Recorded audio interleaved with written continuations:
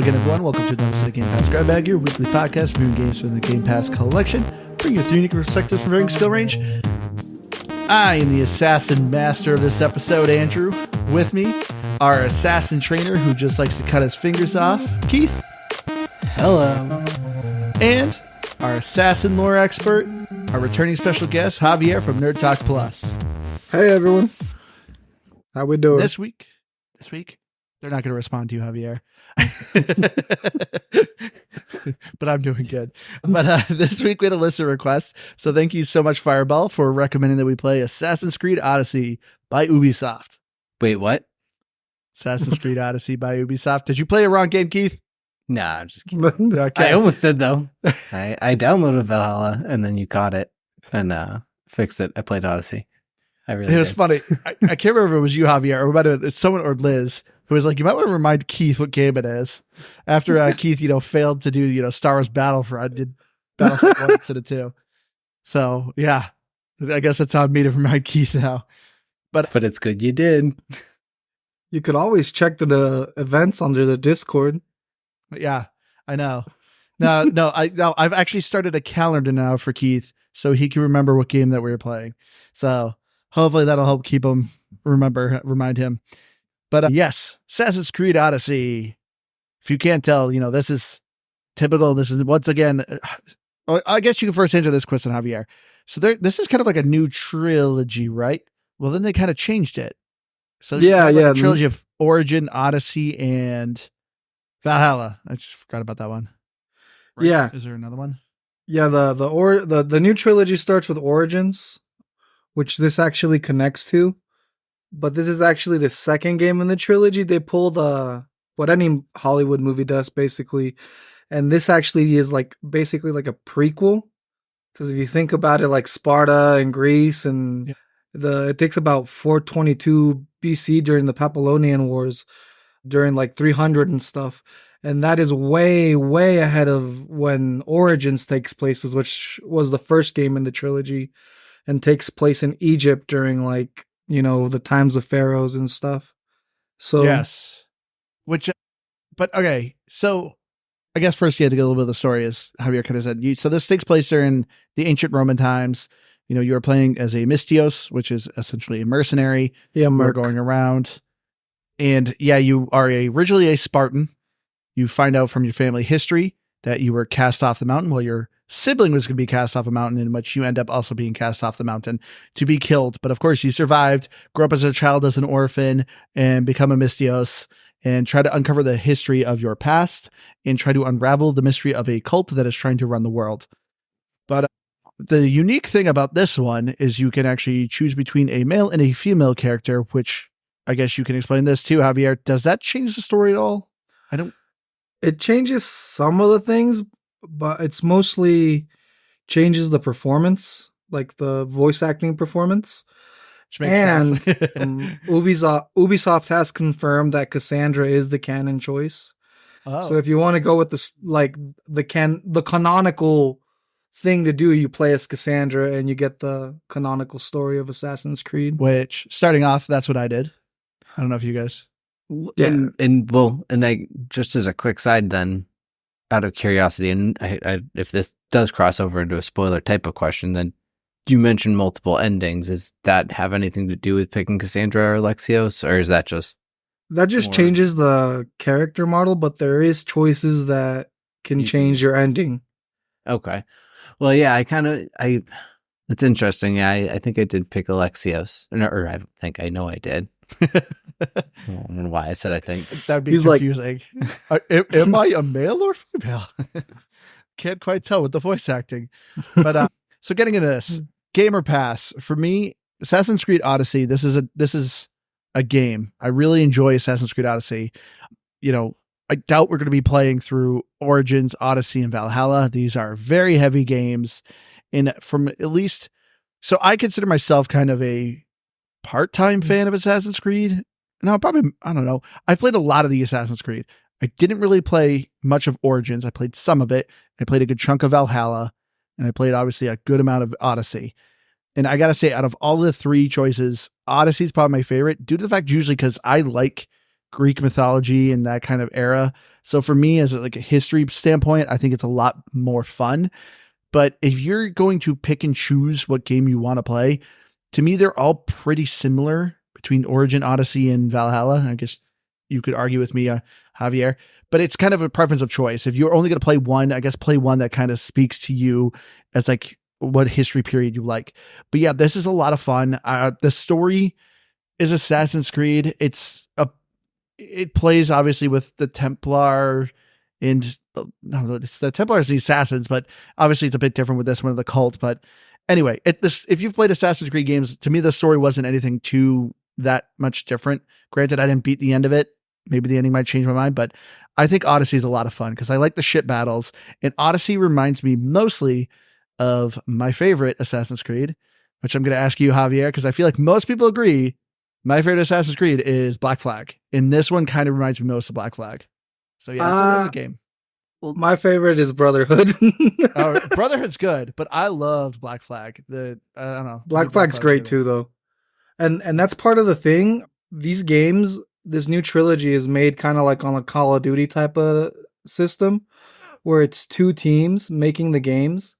And it's usually the Black Flag team coming in and making the game, making new systems, innovating on the series. And then the other team comes in and just kind of like, yeah, they just make the next game. And while the other team's making and innovating for the next one. So Javier, why don't you go? Is this a gamer pass for you? This is a definite game. This is a no-brainer. If you can only play one game or you just want to sink your time into one game, this is a great game to do it to. All the side quests have their own story, it seems like. It's not just do this for the sake of doing this, go get 10 corn and give it back to me. At least still some of those. There is still some of those, but at least for the base game, most of them have their own story and conclusion. And that for me is a win versus a lot of just get this so we can give you the next skill. So this is your favorite of the 3? Of the 3, this is my favorite so far, yeah. I fell off Valhalla. I don't know why. Yeah, Valhalla's not like I played quite a bit of it, but it's not hooking me as much. For one, I like Norse mythology I know a lot of. So like as it was like unraveling this story, I'm like, yeah, I know that's Odin. Like I know what's gonna happen with Fenrir. I know what happens with Loki. Like I kind of get what's going on. And I didn't care for the traversal. Like the raids got super repetitive. And also when you're raiding as a Viking, if people actually know history, they're very brutal. And in Assassin's Creed, they really turn it down, which is understandable. But I think that's more than reasonable. But it's still just something that's kind of like, okay. I feel like that's something that detracts from the new Assassin's Creed. It's more of a hodgepodge of things instead of picking what it wants to be. If you compare it to the older games, they're more dedicated to being in that fictional world, but it's still like real world history. They're just doing their take on the events. Yeah. Whereas these makes sense. As the new ones, they're a little bit of that, a little bit of our own thing, a little bit of they can't commit to a single thing, which is fine. But I feel in the end that does hurt the game. Yeah. Yeah. So I have a short history with Assassin's Creed. I know all about it ish. But I think I played one of the original trilogies. I don't even know if I could tell you which one it was at this point. So I don't know. It's weird. I kind of came into playing this one with, I don't want to say low expectations, but just kind of thinking I was going to know what I was getting into. And I think I got everything I expected. But what impressed me most is that I felt like I was doing a lot more than I was in those original ones. And maybe it's a time thing. Maybe it's just, how they've evolved the gameplay overall. But I felt like there was just a lot more things. Maybe it's not things to do, but I don't know, just the ship traversal and things like that just added a new element. Was it great? No, it had its quirks and maybe it gets better. But overall, I thought it was a fun new element to it. And I don't know, I felt in a lot of ways to me, it was like not reskinned. I won't say that, but it felt like it had the same of like Shadows of Mordor. And that's the same type of like assassin game I love. So I never actually said it, but the Assassin's Creed Odyssey is a game for me. And I really have enjoyed it. And I kind of wish I had sunk my teeth into it a little bit earlier than I did. Obviously, I kind of powered through over the weekend and I think plugged in 10 plus hours and had a ton of fun. Kind of wish I'd done more, but overall, it's a ton of fun. And so if you like having because especially I say this all the time, I hate stealth. And what I like about the Assassin's Creed games is the stealth feels pretty manageable. And when you don't, screw it. I don't know, just go ham on everyone. And it doesn't feel like you're under leveled or underprepared for that in most cases. I remember earlier Assassin's Creed, I generally didn't like the series because of that. I felt like you could not stealth. And it was always kind of at a certain point where it's just like, yeah, you just got to fight people. And it's like, I don't feel like an assassin, like, because all the trailers were always like these cool kills and stuff like that. But then when you play the game, it's like, nah, there's no way you can assassinate this target silently. But the series has improved so much with that. And I do feel like an assassin. Well, I will say I thought the assassinations weren't as cool in this as they were in some of the Shadows of Mordor. To me personally, like, and they weren't as smooth when they were like the ledge takedowns in particular. Those I didn't find smooth, just as a very specific point. But overall, yeah, I found myself like accidentally sneaking into bases and being like, oh, I'm like sneakily doing this, and I didn't even mean to. It's funny you reference Shadow of Mordor, because I don't know if you remember when Shadow of Mordor first came out, there was actually controversy that accusations that the people from Shadow of Mordor stole assets from Assassin's Creed in the movement and the climbing from Assassin's Creed. There was like a hot period of that where, there was controversy going around. Looking at you, pal world. And to be fair, to come back at both of you with what you've said, Assassin's Creed Odyssey got as close to the Nemesis system as you could without getting a copyright strike. It's some Power World stuff going on with what Odyssey's doing there. So we've brought up multiple times, like, God, Nemesis system was patented. What a waste of a patent. Like, bring that to other games. Come on. Because it'd be great. Even my kids, I've been playing Shadow of War lately, not to go off topic, but they're like, oh my God, this is so cool. Why can't all characters be like that? No. And I'm like, patents. But I do like the mercenary system. And I thought that was a fun element of them, like, traveling around, and I don't know, you kind of stumble upon them and whatnot. I was having fun with that. And as for stealth, I feel like Odyssey tried to correct it, but I actually think the stealth is a lot better in the older games, especially with them doing the whole, if you stab them at the right time, you get a one-shot kill. And Origins and Odyssey got rid of that because they added gated levels to the islands. So you could have an instance where if you go off the beaten path, you end up with some level 20 lions that one-shot you, versus if you stay up on the story path, as one would say in quotations, then you find lions that you can fight. So in that case, because that's happened to me a couple of times where I'm just like, I'm going to explore the map, and then it's like, here's a wolf that just one hits me. Exactly. And I feel like then they corrected that again in Valhalla, where it's like, and then they give you the option. Do you want to play it where a stealth kill is a one shot for you, or do you want to play it the style we want, where it's dependent on your damage and the gear you have? And for me, I always like the one shot kill, because that makes sense. If you're assassinating someone, you're not gonna take 2-3 shots. You've been waiting for the moment to stab them in the neck. That's true. Yeah, well, it's like a weird thing. I was thinking of as I'm going through it, is that you have these epic kills and these gory things where you shove your dagger through the bottom of their chin and rip it out the top of their head. I love the assassinations. Like, and I'm kind of sitting there with this thought that you had, Javier, where I'm like, what human versus another is like, that's cool. You can just dagger through my brain. I'm cool. But at the same time, I guess I only kind of brushed it off as like a perception thing, almost like, and to that degree, I think especially having a more minimal history with the Assassin's Creed games, I'm looking at it and seeing just a lot more RPG leveling up type of elements and having fun with that aspect of it, like how I, choose the warrior versus hunter and assassin builds and things like that. Which I want to get into the skill tree building a little bit. But first, we got into the story. Oh yeah, we So kind as of glaze over I that. know.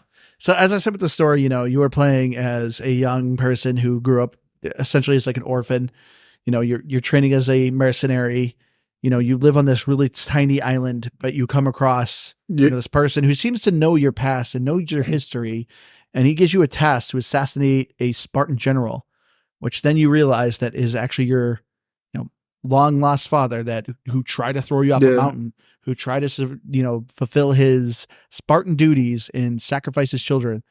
So you go, you find your own ship, you find your own crew, and you start sailing the seas and start unraveling this mystery of the cult of the cosmos, who essentially has cult members all over the ancient world, and they're trying to run and govern things their way.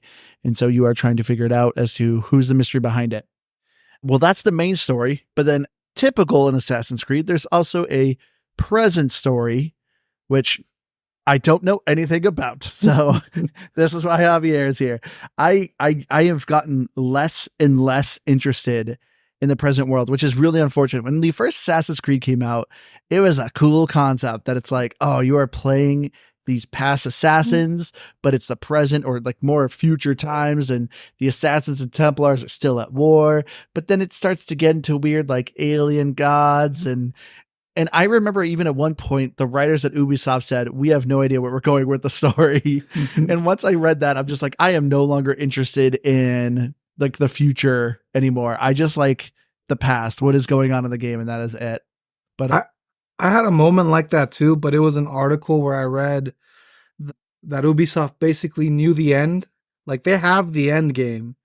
They have the game that's going to be the end of the whole series, but they also admitted that they're going to milk it to getting to that point as much as they can. And I'm like, is this going to be like something I don't get to see in my lifetime that my kids will be like, man, Dad would have loved the end of this game. He'd been playing this series for years. I was a kid, Brotherhood was the hotness. Yeah, no, and you kind of glossed over. We did talk the main story, but the guy's name's actually Marcos, and the guy that saves you at the beginning. Yeah. And I feel like his whole deal is saving kids and then turning them into like quote unquote Mistios. Yeah. Well, I mean, I kind of got was it like maybe not Lost Boys, but like in Pinocchio. There's like a little band of like orphan boys that he just sends out to steal from people. But yeah, he's kind of like that. But it is weird. Like I run this weird balance because I obviously I don't really have a lot of problem with games cursing and things like that. And I know that this is taking place in ancient Greek and they're speaking English and all of these things. But the way they speak is maybe I'm getting ahead again, but it's like, I don't want to say off-putting because it's entertaining. I actually like the dialogue between, for me, Alexios and Marcos. They're, they're like buddy cop, if you will.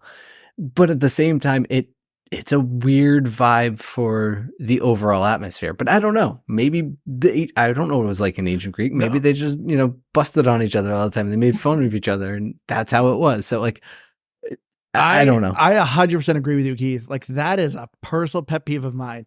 But I also enjoyed it though, because it is entertaining, and that's where I struggled. Yes, but there's definitely just some dialogue that I'm just like, because like, all right, case in point, new show. I love the Castlevania anime series. They came out with a new one recently, Castlevania Nocturne. I honestly like checked out a little bit out of that series when one of the characters says he's useless AF.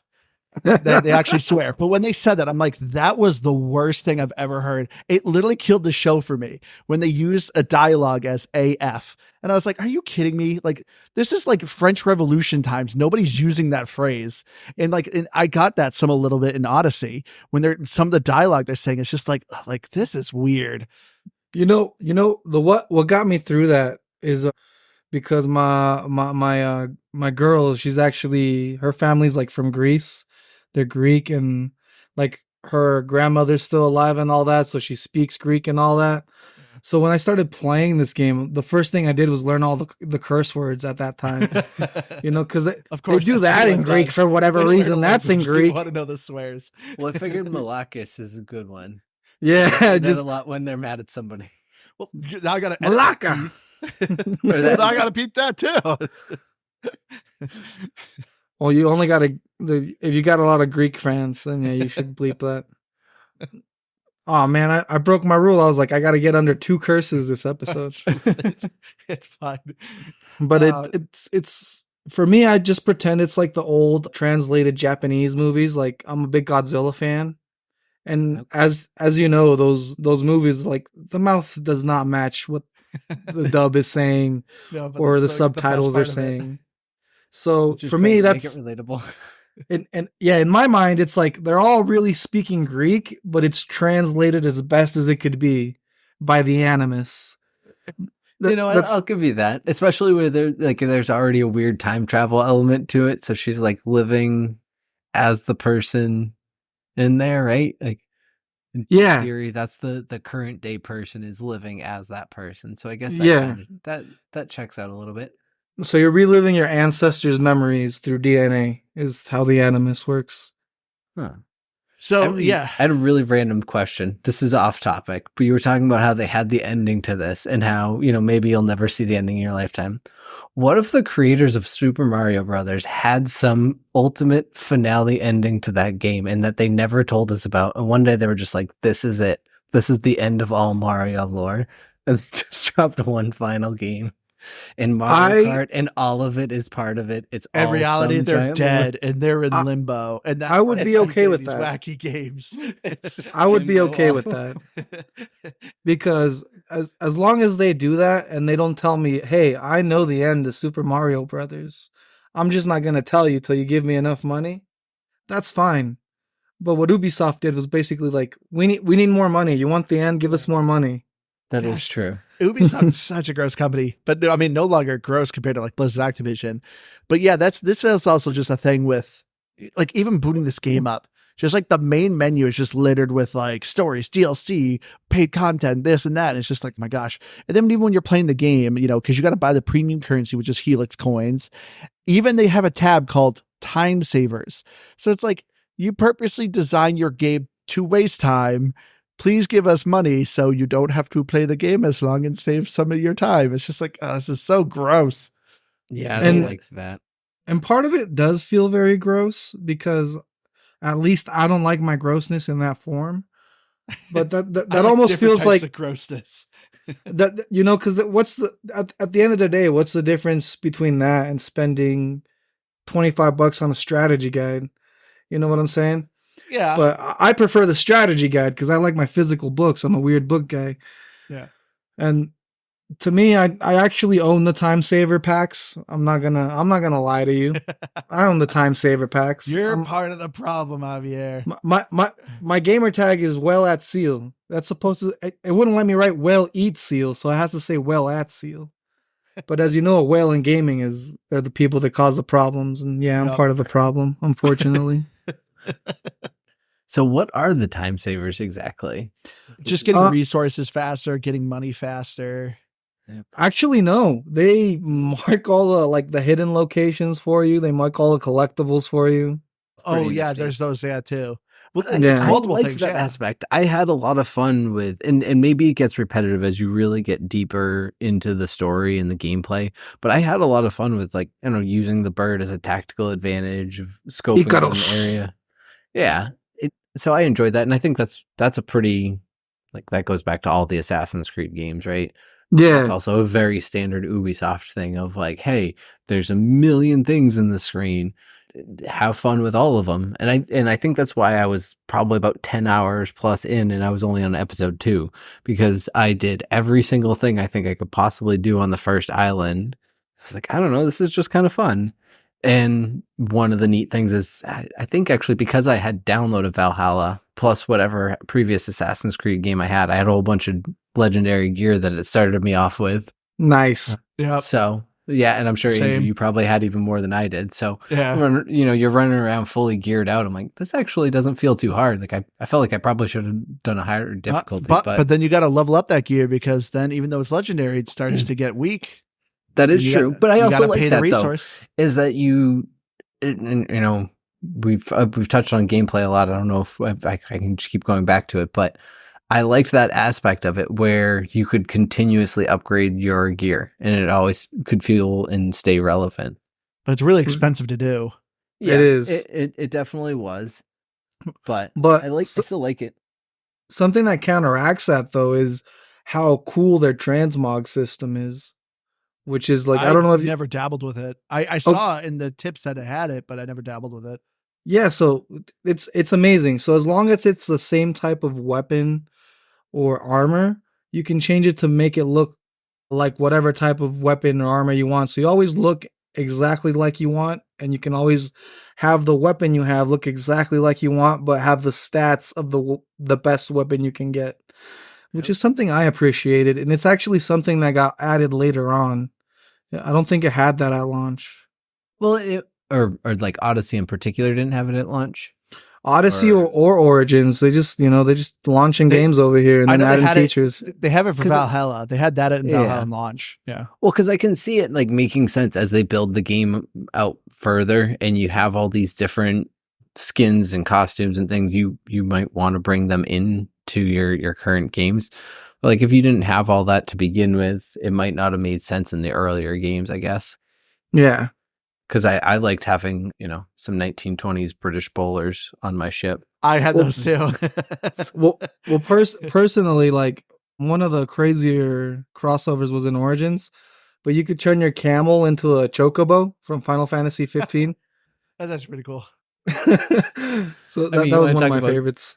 Taking yourself out of the element of the environment. I guess that's a big way to do it. Hey, if I want to be an Egyptian marshal on a chocobo, I'm gonna be an Egyptian marshal on a chocobo. I'm not arguing with it, and Andrew, you make a valid point. We don't have any proof that there was no chocobos in ancient Egypt. We just didn't. They might have gone extinct. We just unfortunately didn't get any fossils. They could have existed. We may not have proof that they did, but we don't have proof that they didn't either. Maybe they rode ostriches back then. That's possible. Maybe ostrich are chocobos. Exactly. we just uncovered the mystery here. But yeah, so Javier, so as someone who maybe is only like me, was like I don't know why I call myself a part-time Assassin's Creed fan. I've played almost all of them, but I've never been excited for any of them. And so I've like I said, I've given up on like the future story. Is it worth investigating? Like, is it still that interesting? Literally the last one I remember is when you were playing, they originally had a main character. Was his name Miles? But no, his name was Desmond. Desmond Miles. That's what it was. And he died. And then after that, I was like, I don't know what else is going on. But that's was like 5 Assassin's Creeds ago. That's where I sent you that question earlier, where I was like, how deep do you want me to go on the episode? Because as a slight spoiler, I can tell you Desmond does come back. I'm not going to tell you when. Feeling. Because like even you find his corpse, it was just like, oh, he's not quite identifiable. So it's like, okay. But then you got to think back. Desmond was talking to a subject that was there before him, that was inside the program permanently, right? So anything's possible, really. It's so because I remember with Black Flag, you're interacting with a guy in the past, but he's also in the future, and it's just like, what is this? This gets so weird.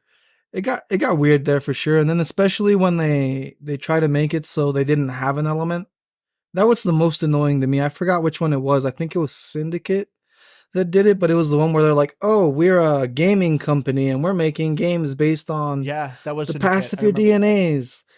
And they just kind of had hints at the other games and other protagonists and characters from the main story of the future story. But if you're into if you pay attention, if you start in Origins, you have the same main person, which is she's the new Desmond. Her name is Layla, and she's also in Valhalla, as far as I've gotten. But at the end of the second DLC, which is called The Fate of Atlantis, she gets a very important item, and she should be around for a while, depending on what happens on Valhalla. But I can get into that later if you'd like. Is it a gun? Does she get a gun? I just wait for what Assassin's Creed. We just get like a handgun. She gets blasting people. No. You're gonna love this, man. You're gonna love this. Actually, bring an item back to the past with you.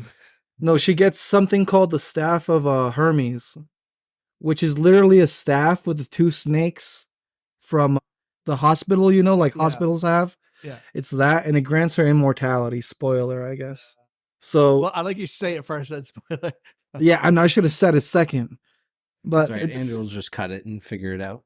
No, I feel like if you're someone who's just dabbling in this future story, I at some point I'm just gonna look up a YouTube video when there's enough pieces. But at the moment, like as soon as it kicked me out of the Animus, as every Assassin's Creed does, it always kicks you out at some point where like you need to take a break and you can like wander around the world. I literally just like go right back in. I'm like, I don't care. I don't want to read emails because that's all it usually is just reading emails. And I'm like, this is not a fun story to just read emails. Yeah, you read emails or they talk to you. Yeah. And I'm like, Well, okay. I mean, and I know you said there's an ultimate ending to it, or that they have a planned ultimate ending, but in a weird way, it almost feels like it's become a means to an end. Like it started with this cool concept, and now it's just like, well, we have these cool stories to tell under the Assassin's Creed window, and oh yeah, this is how we justify them all being in the same universe.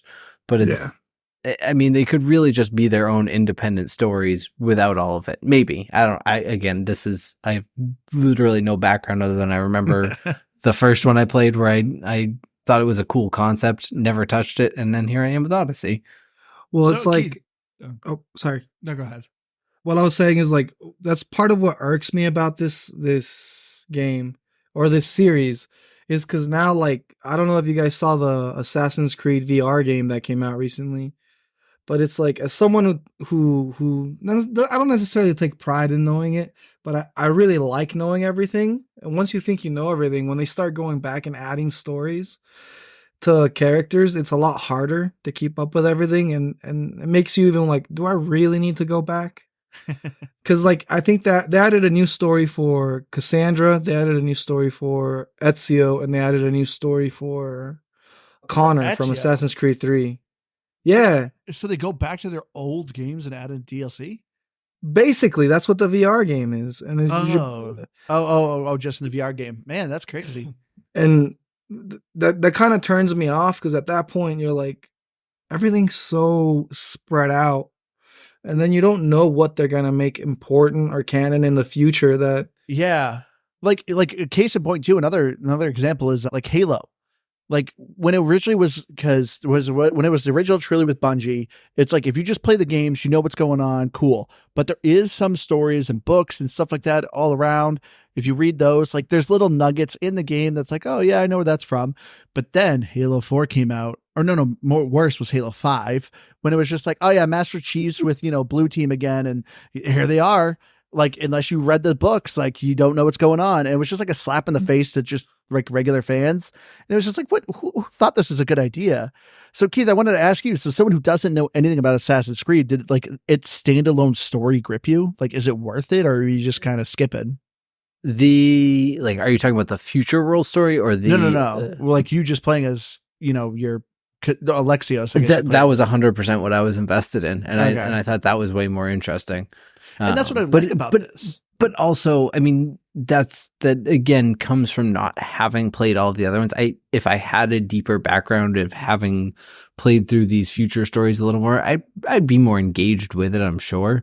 But without having that experience, I can say that you don't have to have played the other ones, and you can kind of let that part go to the side, I think, a little more. But that's what I like about these is just you have a bit of both worlds. It's like, hey, if you want to be a super fan, there's a continuing story that's going on. But, if you're just a casual person, like you could just play the story that we're giving you and it's just as good. And I like that. I thought that's a really nice design to the story. But yeah, as far as the gameplay goes, you're playing as a character, this is a full action RPG. So you're starting as level 1, leveling up, you get skill points. You have 3 separate skill trees: hunter, warrior, and assassin.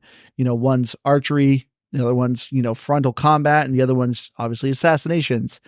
But, you can kind of build your character in different ways. But the skill tree to me, like, even though there's these 3 different branches, who's building hunter? Like, it just, Javier, you've obviously played this game a lot. Did you ever start a game, I'm going hunter build? It seemed odd to just be like, yeah, I'm just doing bows and arrows. But yeah, these skills I thought were nice, but I don't know. The skill tree I thought could be a little more interesting.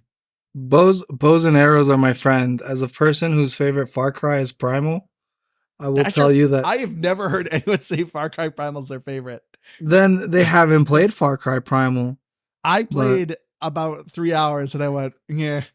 I have all the achievements for it, my dude. Wow. I love that game. They went out of their way and made their own language for that game. That's effort. It was a cool idea, but I've like anyone I ever heard always had the same reaction to Primal, just being meh. Man, you're the first. Oh, I love being the first at things. But yeah, for me, bows and arrows do it, and I do always, just like you said, I go hunter. I try to get the most damage, and if I don't go hunter, I try to always do what my number one game of all time taught me to do and be stealth, which, that's Metal Gear. Yeah. Always be stealth. Stealth is your friend. And that'll help. Well, what's interesting is I think the hunter tree kind of gives you a little bit of both, because you have the distance, and I don't know, the AI in this game isn't always great at pathing.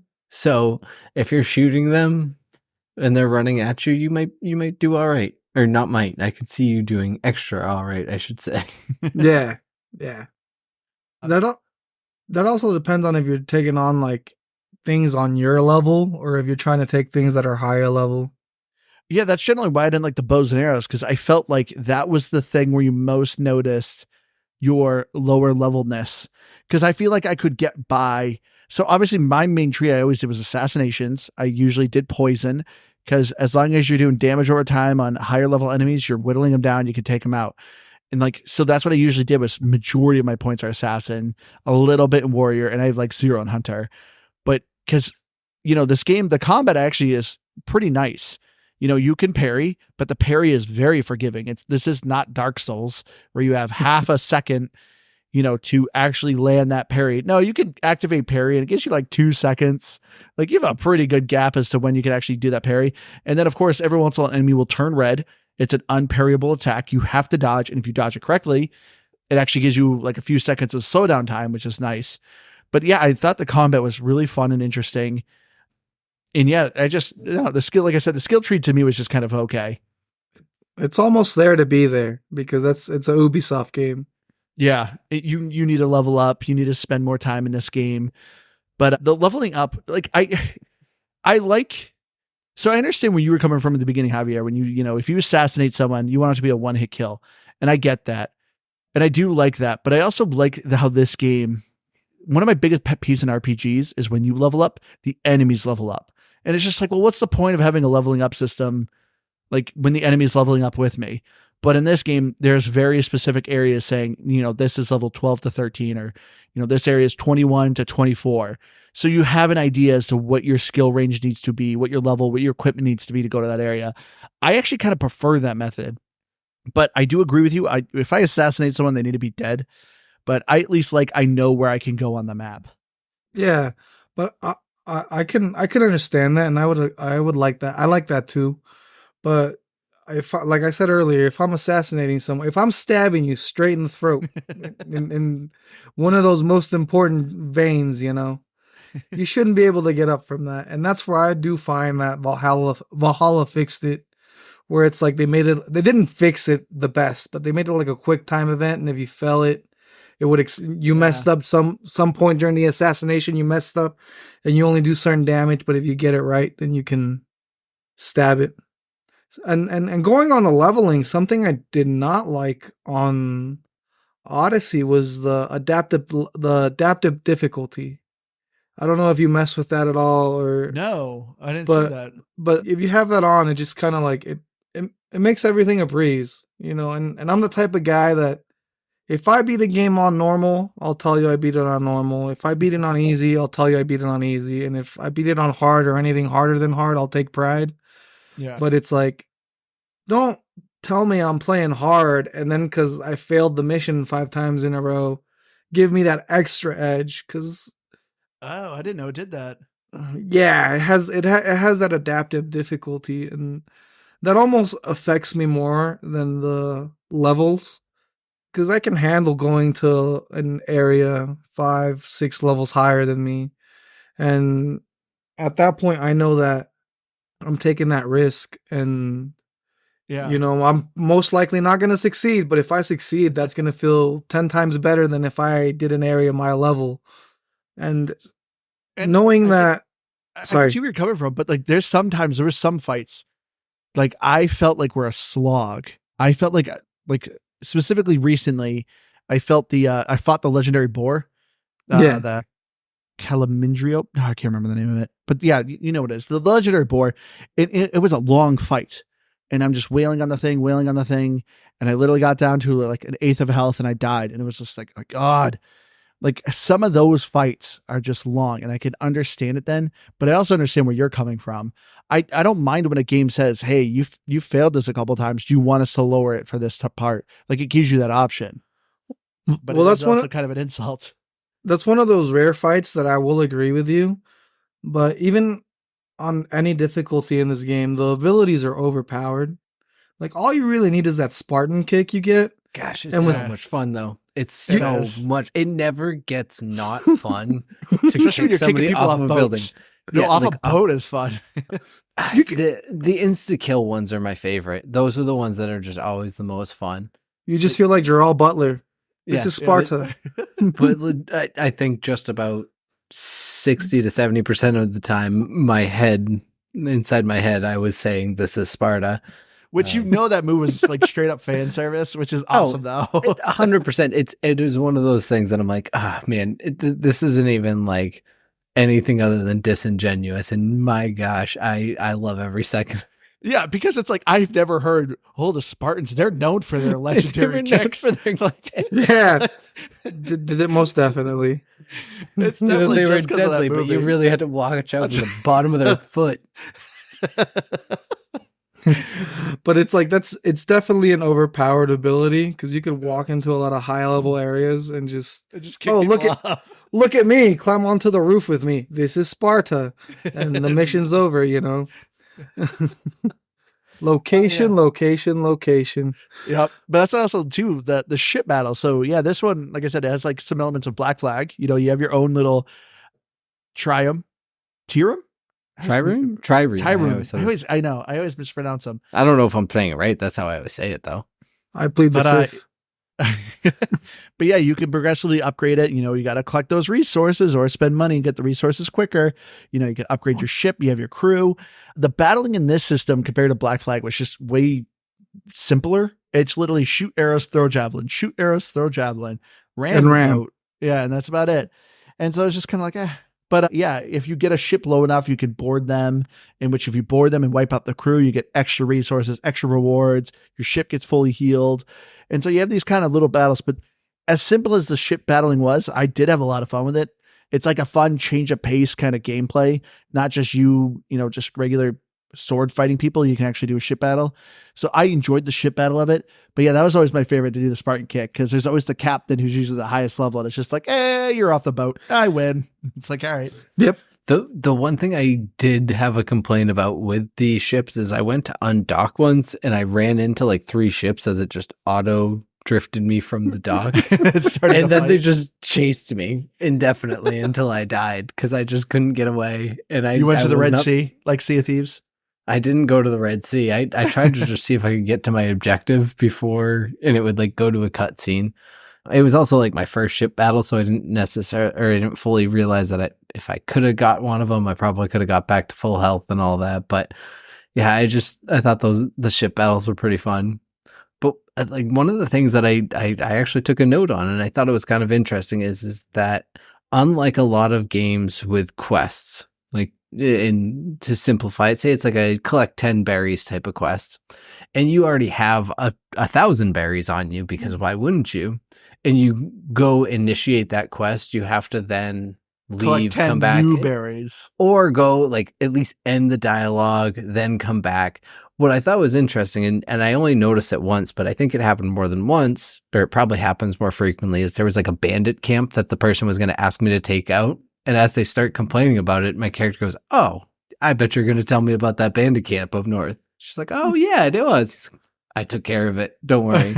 And it just ended it right there. And it was like a really subtle, like quality of life thing that I thought was interesting about how they handled the dialogue and the gameplay, that you could just sort of seamlessly complete things before you had to. Oh, that is cool. That is cool. But there was also one instance where I found the brother of the person I was trying to find them for, and he was following me back. And then I initiated the dialogue, and he's like, "Oh, my brother! I wish I could find him. Can you help me? He's gone." And you can see him standing in the background of the dialogue, like, "Hey, I'm here." I'm not missing no more. I know what quest you're talking about. I guess accepted that quest, but didn't do it.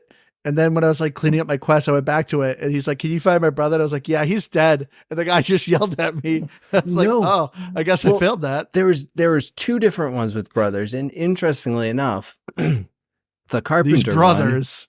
There's like a carpenter one where I went, "I know your brother joined the pirates," and he was like, "That's a lie. I hate you. I'm out of here," because his brother just died, and you didn't want to tell him, or I didn't want to tell him.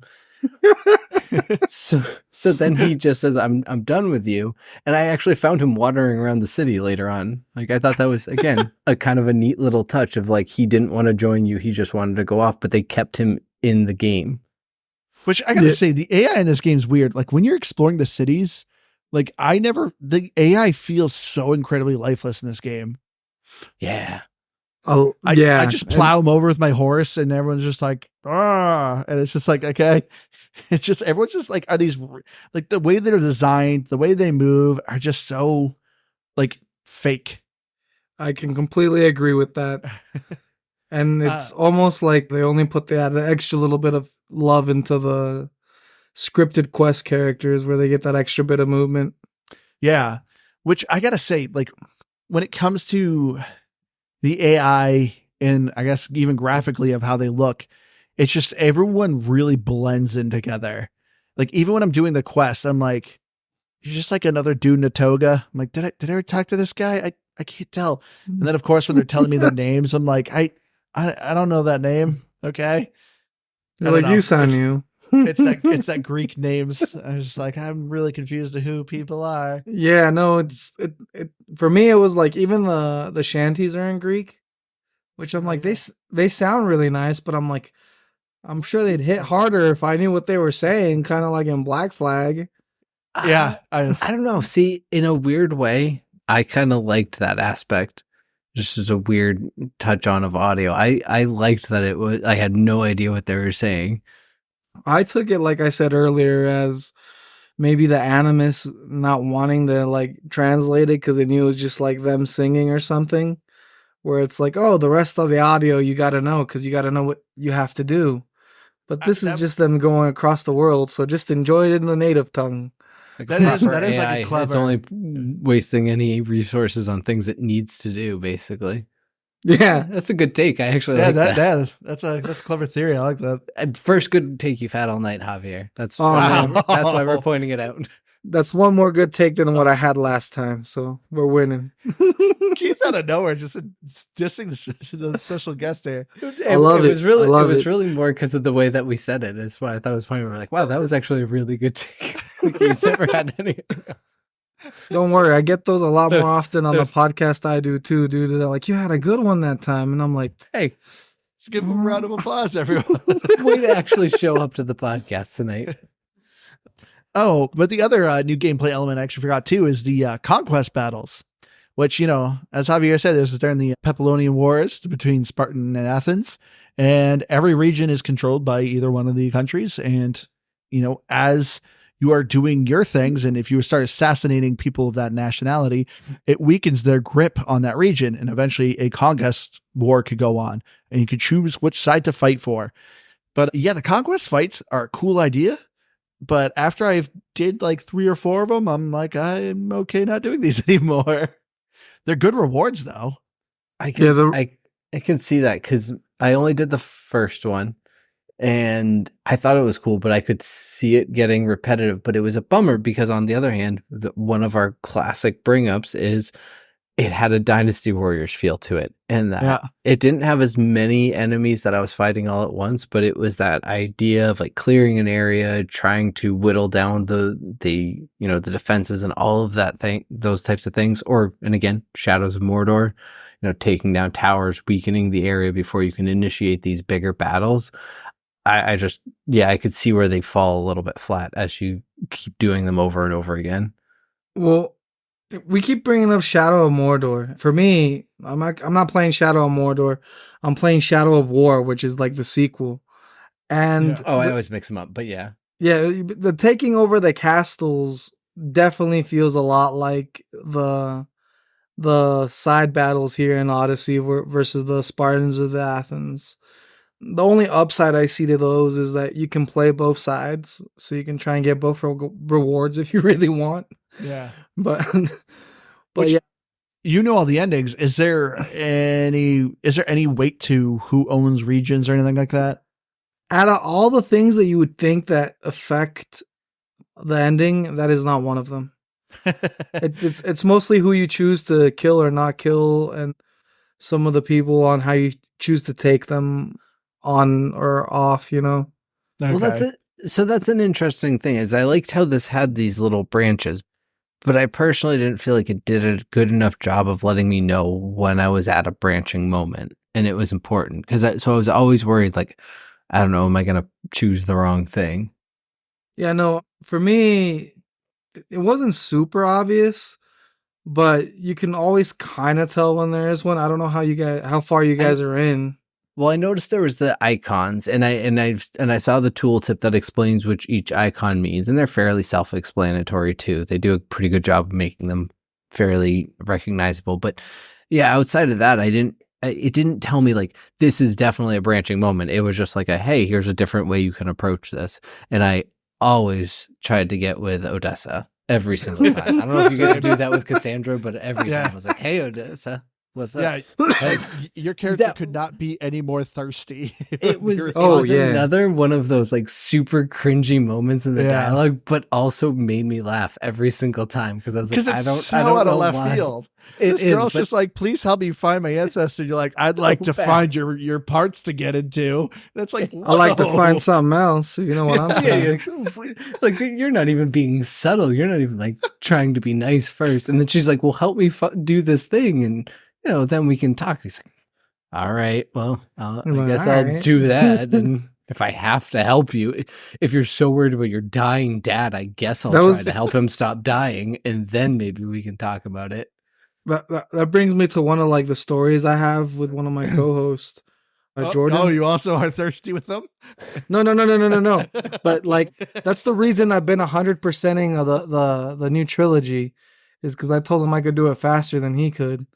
And then to get back at me, he 100%ed Lego Star Wars before I could. And now I don't want to go back to Lego Star Wars right now, but that's a story for later. But is it the Luke Skywalker trilogy too? Yeah. Oh, God. He went way and beyond to knock me out of my high horse. It took some time to 100% that game. Yeah. But that reminds me, like, on his playthrough, he would explain that he was just playing as thirsty as he could.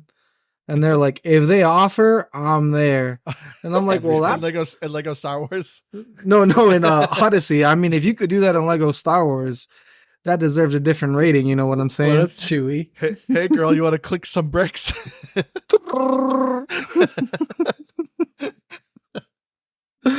Yeah, that game got real adult. Yes, it did. Especially when you got the Kashyyyk. You have a child, it's literally just a yellow brick. And that was strange to me, because even though I was playing as Cassandra, I was like, I wasn't necessarily going for everyone. You missed out. I did, I guess. You gotta shoot your shots. 100% of the shots you don't take. Curtis in our Discord here asked, why haven't there been an Asian themed Assassin's Creed? There's plenty of a history enough for a main game. I know that's like people's biggest complaint. I mean, they did make one, Assassin's Creed China, which was one of those weird 2D games. And the next one. The next one's Japan. The next one. Yeah, but still very different. But I mean, obviously I was wrong. I guess I thought Black Flag was. And nope, depending Black Flag is like Caribbeans. Yeah. Oh, okay. And depending on where you stand, there's some controversy regarding the new Assassin's Creed Red, which is I believe is the code name for the Japan one. I thought it was Jade. Jade, there you go. Yeah, sorry. See, there's Red and Jade. There's two of them. And the controversy is that they're basing it on the first real life Black Samurai. And they're like, oh, why wouldn't you just make an Asian character? And I'm like, to me, that's just them marrying the concept of how they use history to build a cool ass narrative in a game and cool systems and stuff. So I'm like, Yeah. for me, there's no controversy, but It's- there is some controversy I depending mean, I on what part of the understand. internet you go Yeah, I on. understand. Like if, because I mean, when it comes to like Japanese history and especially like during like the feudal era, like it's awesome. Like I don't know, Javier, did you ever see Blue Eyed Samurai Netflix? I've dabbled in it when the kids aren't around. Oh, it is so good. Yeah, definitely not a show to watch in front of kids. There's a lot of nudity in it. But yeah, when it comes to like ancient like Japanese culture and their nationalism and stuff, it's a really interesting period. And I guess to have like the first original black samurai, that's a cool concept. But I think that's the thing is like if a lot of people don't understand the context of it, they think it was just Ubisoft being like, yeah, we're just gonna throw a black character in an Asian country. They think it's woke. Yeah, and then it's like, okay, I can see how like people would accuse that of like pandering and kind of stuff like that.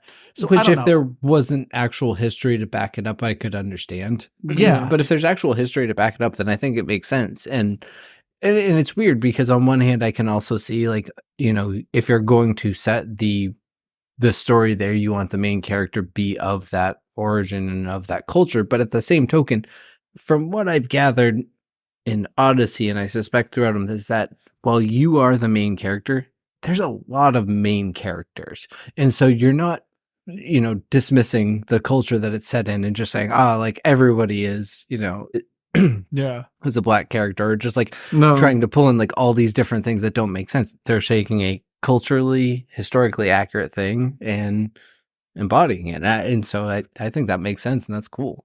Well, even then, you got to think we don't have a real life animus. We don't know what this person was like or what their character was like. Well, So we at the don't end have of- a real life animus.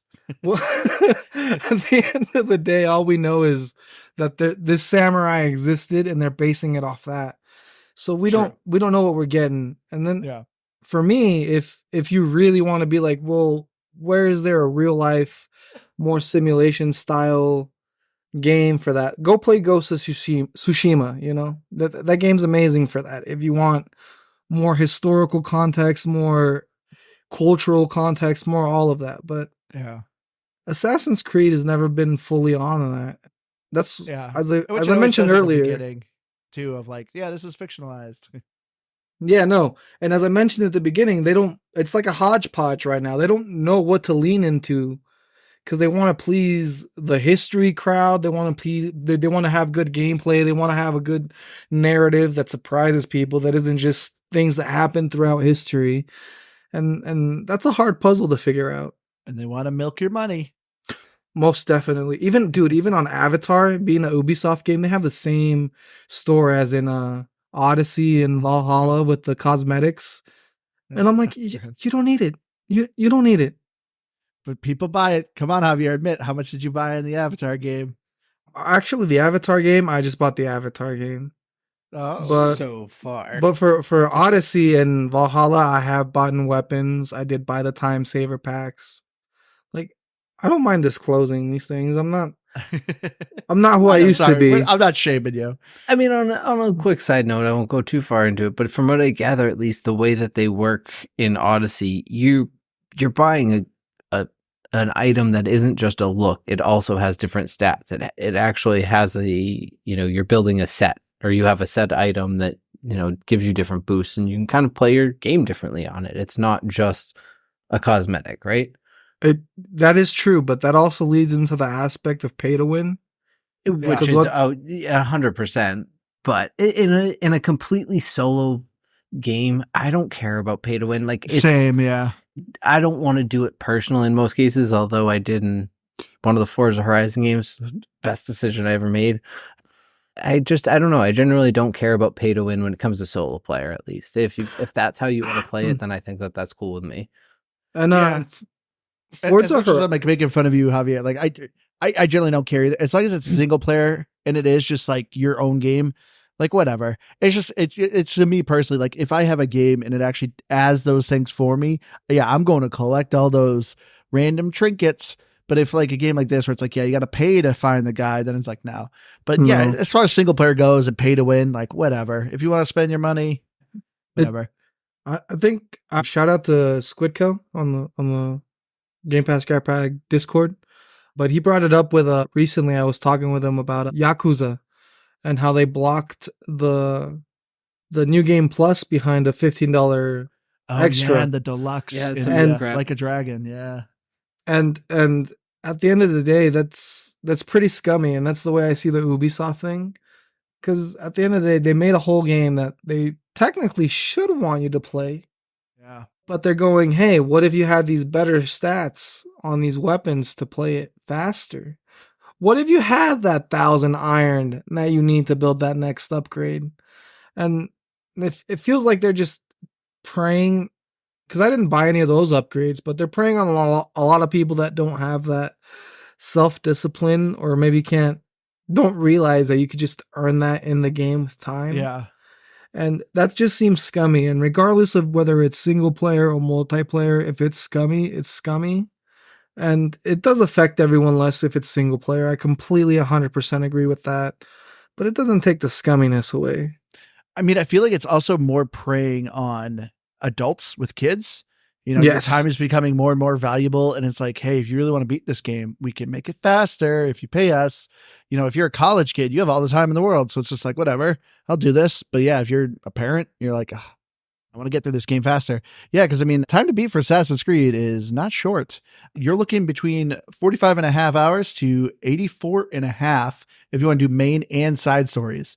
So That's crazy. yeah, it takes a lot of time for this game. And that's also how Origins and Valhalla are as well. These are Yes. hefty games. And it feels like to what you said, it feels like if you're a parent, you almost have to make it your exclusive game, Yeah. you know, because it's like, you know, even with one kid, depending on any number of kids is a challenge. So that time is limited. It is. Yeah, But, I was thinking about how I want to play this again, but I just don't know if I have time. I mean, you've been playing so much Pal World. True. I do love Pal World. But yeah, I mean, we kind of gloss over graphics and audio. Is there much more to say? Graphics are great. One of the things I liked about the audio, actually, because you always ask me about music, and I after 4 years, I still never remember the music. I actually liked that there was points, because I pointed this out in the Senua trailer too, where there's just no music. It's just complete audio of the world around you. And then you get into like a fight and then the music kicks in, or different, areas, events, whatever. But there's just long stretches of time where you walk around the world and you just hear birds chirping and you hear wolves howling in nature. And I appreciated that actually a lot. Yes, it puts you in the world for sure. I will say graphically, I love the designs of the cities. To me, I generally love this period, and I just love the culture and the architecture, and they do a great job. Like seeing all these Greek god statues, like the flowers everywhere, the like actual art, the vases everywhere. Graphically, I really like this game. I thought some of the character models, as I said before, was kind of wonky, but besides that, What I really liked was the eyes, at least in like your character. We talk about this sometimes, like how the eyes can get a little bit weird, but they were super expressive in a way that I didn't think they made it feel uncomfortable or like too over generated. I feel like didn't hit the valley. I feel like that's thanks to the mocap they did for the game, because they did a lot of mocap with the main characters. So they put that extra, but that goes back to saying, it feels like on the main characters or the quest characters, they put that extra little tidbit of love and care. But then you look at everybody else in the city, and it's like, what is going on here? Yeah, they're like staring off into the distance as you talk to them. But then you look. I think the worst models are the children. Oh yeah, but I feel like that's just because there's not a lot of kids in games. Yeah, if it's motion capture, that would make sense. It's probably harder to make that happen. So, but yeah, achievements. As far as achievements go, it's fine. It's an Ubisoft game. You're going to get a good amount of them just beating the story. But, also with the Ubisoft game, they do have some fun achievements that you kind of strive for and try to do. Like cleaving a ship in half with an all-female crew. Like there's some kind of goofy ones, of course, but then there's also completing all of the underground caves, which I asked Javier before we recorded this, that I guess there's like 25 of them. I thought for sure there was like 100 plus, because this map is huge. So it's like, God, there must be just a ton of caves everywhere. But yeah, there's a handful of collecting everything, but or getting your character up to level 50, which, there was another thing. This game also now lets you create your own missions and stories. And so I saw some people created XP farms. None of them were crazy. I tried like 3 different ones, and none of them were super crazy. Like, it's not like, I beat this one mission, it gave me 1 billion XP, I'm now level 50. But they were at least still kind of relatively quick, but I didn't care to do that many of them. But yeah. But Javier, since you're here, I always try to do this segment, but we obviously don't do as many DLCs. So you have played all the DLCs for this game. Are the DLCs worth it? Can you give a quick ranking of them? Like, are they, like, what one's better than if someone was getting one of the DLCs, is there one that's just worth your time, or all? If you're getting one, get Fate of Atlantis, because that actually closes out the story of Odyssey. That's the third ending. Like I told you guys, there's 3 endings to this game. And unfortunately, 2 of them are gated behind DLC. And even more unfortunately, if you really want to make sense of the story, all 3 are needed. Make sense of the main story of Odyssey? Not the main story of Odyssey, but like the overarching story of Assassin's Creed. Yeah, the future stories. For example, spoilers, if you don't want to listen to this, click off now. For example, the Hidden Ones, the first DLC, had a lot of controversy behind it too, for the fact that it puts you in a hetero relationship, and this is a role-playing game. But that one forces you to have a kid, and that kid links up. His name is Aleptilos, and he is related to Aya, which is one of the main people in Origins. So it links the lineage between Cassandra and the people in Origins and everything going on. Because like I said earlier in the episode when we started, this game technically takes place first in the new trilogy of games, even though Origins was first. In the timeline, this would take place first, because it's way before all the ancient Egypt stuff and the pyramids and, and it's kind of weird that they did that, but it works. And then in that way, that's where you get your second ending, where you find all that out. And in the Faith of Atlantis, not only do you because both DLCs are kind of repetitive in what they have you do. And in the Faith of Atlantis, at least you have more of a different backdrop. Like, you go to Elysium, which is paradise, and you take up you're training to use the Staff of Hermes, which is the Faith of Atlantis is teaching you to do. And you go to Elysium, you take down, I believe it's Persephone. I don't know how to say her name. Persephone. That might be it. We'll go with that. But then you go to Hades, and you take out the man himself. You take down Hades. Really? Then Poseidon saves your ass, and you go to Atlantis, and you got to save Atlantis. And that's a lot of spoilers, but there's actually a lot of more story to that beyond what I said. Like, fully embodied all of the Greek gods. I thought it actually, and it's weird because you're traveling back in time through some weird DNA thing, but I didn't figure they put actual Greek gods into the game. That's cool. And this game gets weird, Keith, as I said. I mean, it makes sense from what we've talked about, but yeah, I still haven't gotten into any of that stuff. For me, the biggest sin of this game is that, how I'm talking about Atlantis and all that on the second DLC, right? Yeah. That technically happened. You learn about all this during the first ending, where you are made to hunt these mythical creatures to unlock the gateway to even find out, because Nikolai isn't your real dad. You find out who your real dad is. You get the Staff of Hermes, and then it ends there. You also find out everything that, you find out all the choices you made and what they caused. And did you guys make it off of the first island and go back? Yeah. Yeah. Oh, yeah. Well, I saved that family, which I was like, I probably shouldn't have. I saved. Make sure you go back if you keep playing Odyssey. I went back, because the guy told me, dude, he's like, man, that island got devastated, and I went back there, but it didn't trigger anything. It Too just bad. I thought piles I of was doing bodies anything. everywhere being Yeah. burned. But I was expecting someone to be like, "Hey, your friend's dead" or something like that. Was that Yeah, the no, wrong but choice? Should I have slaughtered that family? you should have. Because they had children. Think, It's like, how can well, I not slaughter children? think about it. You would have killed 4 people, I but you would know. have saved. It's like that thing where it's like the greater train good. track. The train track, yeah. It's like would you move the train track to kill one person if Which you is- save 4 people in doing it? Which is crazy when you think that a lot of people might just listen to that same audio you said and, oh yeah, the island got dead, and they might never go back, and they'll never see what the consequence of their choice was, which is pretty freeing when you think about how handholdy games can be. Yeah. But if I had to pick a favorite DLC, it would definitely be The Fate of Atlantis. It has a lot more going to it than the Hidden Ones. But the Hidden Ones is how the Bureau of Assassins was formed, because that's what they are called at the beginning. They're called the Hidden Ones. And you learn that in Origins. I've always heard mixed reviews of like the Ubisoft DLC stuff. Like, and so that's why to me, I was like, I've never been interested in buying them. So that's why I was curious to get your take on them. Because I mean, is it essentially you are still doing the same thing? Like it's still the same kind of gameplay of you being in a new area, just assassinating people and whatnot.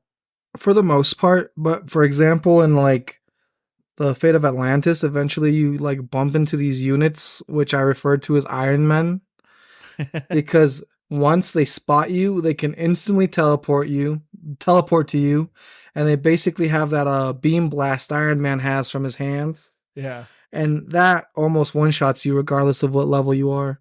So it's like, so I gotta be more stealthy with them. They try to enforce more stealth. They try to enforce less killing since it's a simulation. You're trying to be trained, but it's still very fun. All right. Did you? Well, I assume you did actually. Speaking of just things, and we were going on a while. The like exploration mode. I thought I didn't even look too far into it, but that's just kind of like a slow pace, like explore the world of Assassin's Creed without the combat, basically. No, I believe what you're referring to is actually the mode where they had this in Origins too, but it takes you to the world and it teaches you about it. So I didn't. Yeah, it's an educational tool. Like a lore. Yeah. Yeah, it seemed super interesting. I just didn't go far into it, and that's the thing. It looked like there was no combat or anything, right? That's the thing, Keith. The lore is just the lore of Earth. It just teaches you about ancient Greece civilization. What was that the game we talked about? Earth lore. Yeah, like for example, I have less in my mind because I was just trying to get the achievements. But in Origins, for example, it takes you through the process of mummification.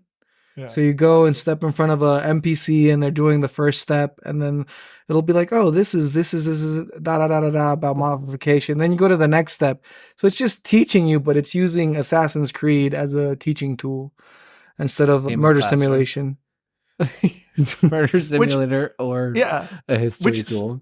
Which is cool, but it's also kind of weird. Isn't this an M-rated game? So like, there's no practice. I don't know who they're trying to teach. Yeah, no, I agree with you. It's not like my kids are like, yeah, Dad, let's pop on the Assassin's Creed. The Southern Baptist Church just decided to use Doom as a teaching tool. Teaching you to slay demons. Like a demonology teaching tool. They're like, if you want to be a ghost hunter, this is this type of demon. You want to use holy water and play Doom. You need a. But no, it's definitely weird. But again, I don't know why, but Origins is more clear in my mind when it comes to that thing. And as much as I hate to admit it, my kids were in the room when I watched that. At least my eldest was. And at least in that context, I could be like, oh, this actually happened. They did pull your brain out through your nose. That's mummification, kid. And in a way, that seems more gruesome than what the game is showing. Because, you know. It's like an actual thing. Yeah. I mean, it's cool that it's there. But all right, but let's get into our final thoughts here. I guess I'll go last since I'm taking Liz's place and I gotta read Metacritic. Keith, go first. Assassin's Creed is really cool. It's a lot of fun.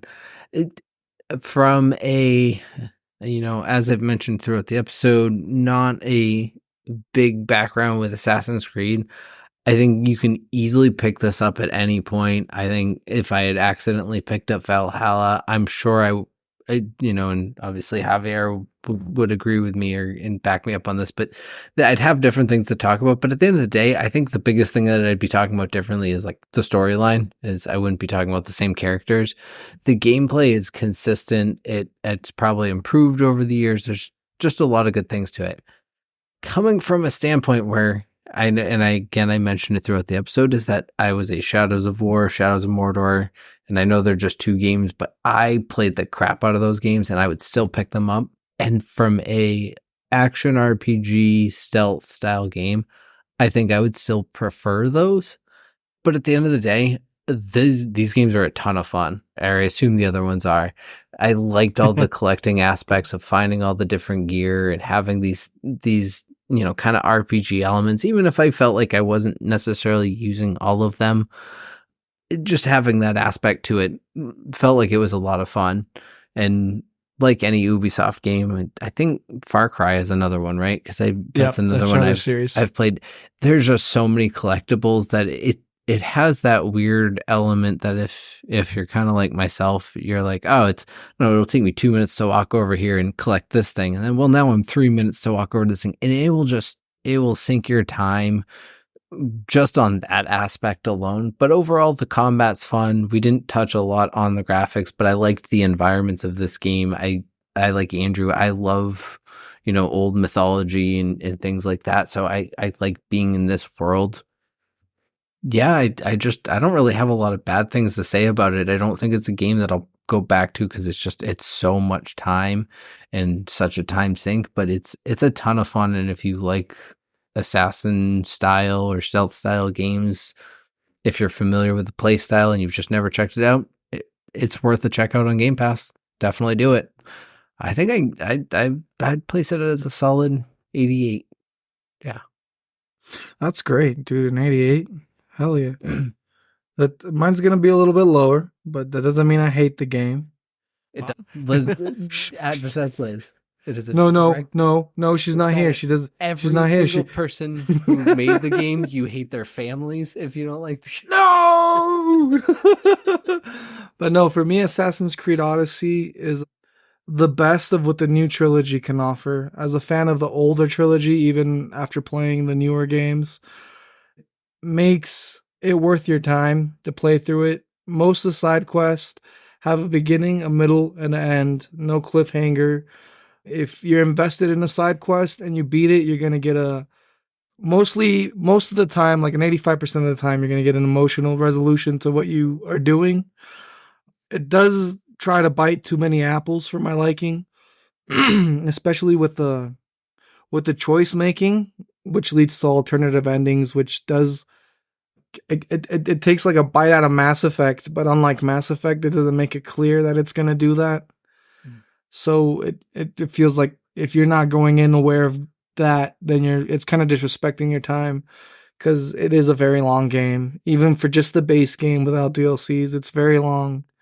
And especially if you're trying to, I didn't do everything. I have all the achievements. I did not do everything. That's two different stories.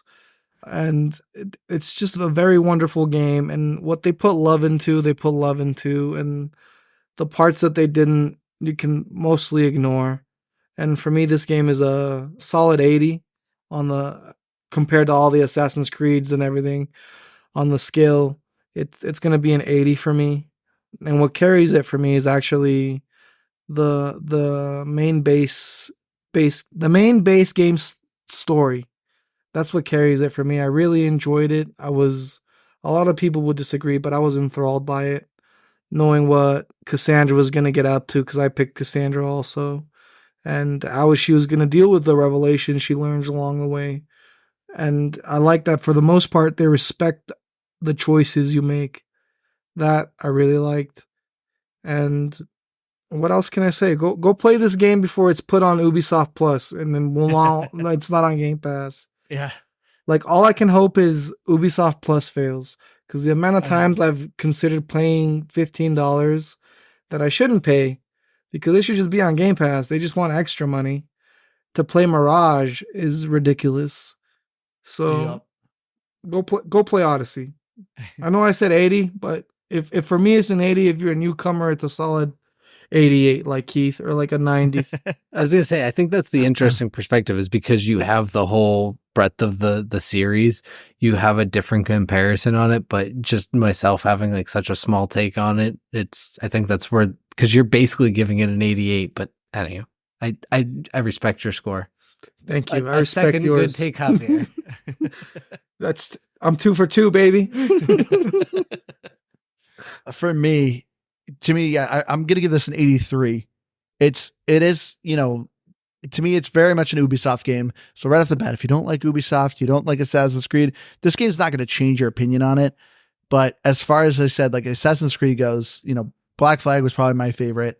This one is, a close second. I have a lot of fun with Assassin's Creed Odyssey. I like the lore. I like the environment. The story, I think, is nice, but it's just not gripping me. Because also, too, since this game is so big and hefty, I think I end up kind of forgetting what's going on in the story, because you get a story element, but then it's like, well, now I'm going to start sailing and collecting cave stuff. And you end up spending multiple hours just doing random hodgepodge stuff. And then it's like, well, here's another story element. And I'm like, I kind of forgot what's going on. I've been, shooting goats with arrows so I can get some skins. But so something like the pacing of it can be kind of weird. But yeah, graphically, it's really nice. The environments, some of the character models are kind of weird. You see a lot of reused NPCs and enemies, but if you like this time period, as I said, if as the 3 trilogy games of Origins, Odyssey, and Valhalla, if you only have time for one, because these are hefty games, just pick the one that you're more interested in the lore, and you're not going to go wrong. They're all very fun. Yes. But yeah, this is me an 83. But as far as Metacritic score goes for review, for critics, it's 83, and for user score, it's 6.6. Which is kind of surprising that it's actually that low. That is pretty surprising. Yeah. But I did not really look at any people's complaints. I mean, there's a lot of French complaints. But a lot of people complain about the grindiness of it, actually, that I'm seeing. The French were like, Unity was better. That's your French impersonation. That's what I could come up with at the time. I'm sorry, I didn't. It was horrible. GBGB does an accent, likely offensively. No. With all love. Oh, I don't mean like you mean to be offensive. We're so bad at it. Oh yeah, that's probably offensive. Yeah, I wasn't very good at it. I didn't mean you did it intentionally. No, but wouldn't it be weirder if I sat there and I had the perfect French accent for no reason? That'd be so impressive. You just started you fully spoke French. That'd be cool. Je m'appelle Javier, and toi? Bring us some Greek. That's what I want. No, I'm good. Malaka. No, you gotta beep that now. Great. That's like a third swear now. Come on. No, I failed. And now you're off. This was your last episode. It was great having you, Javier. All right, but yeah, let's wrap it up here. Thank you all so much for joining. Thank you again, Javier. If you want more content, we did start our Patreon program.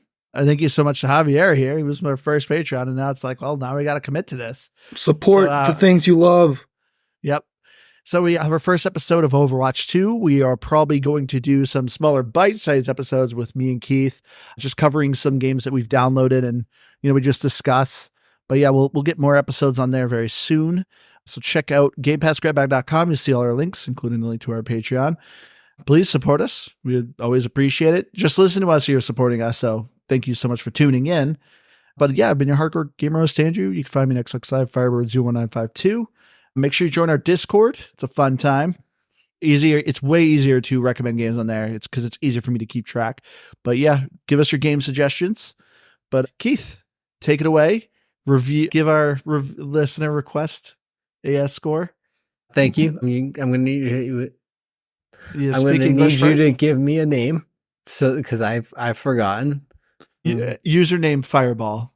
Okay, Fireball, close to Firebird, kind of a hit. Overall, it's 94. Assassin's Creed was a lot of fun. I was glad I got to pick up the series again, because I kind of knew what I was getting into, but I had a lot more fun than I was expecting. And so, good suggestion.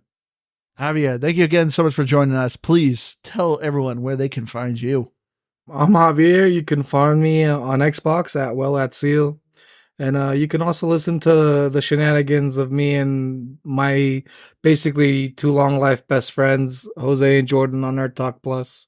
But if you're coming from here to there, it's a completely different environment. It's uncensored. We say really weird shenanigans. It's recorded very late at night under the influence of alcohol. And so just be ready for that. But we do talk games, we do talk movies, we do talk music, and anything nerdy you might like.